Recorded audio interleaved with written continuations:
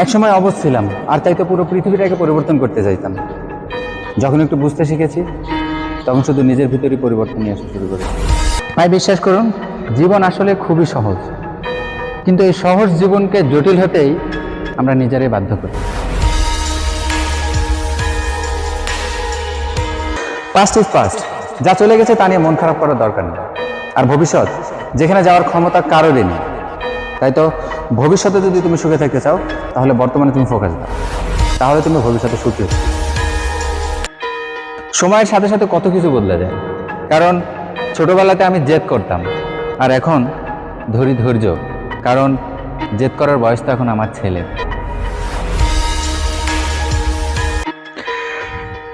আমাদের জীবনে মাঝে মাঝে এমন কিছু মুহূর্ত আসে যা খুবই ক্ষণস্থায়ী, কিন্তু ওর ব্যাখ্যা দীর্ঘস্থায়ী।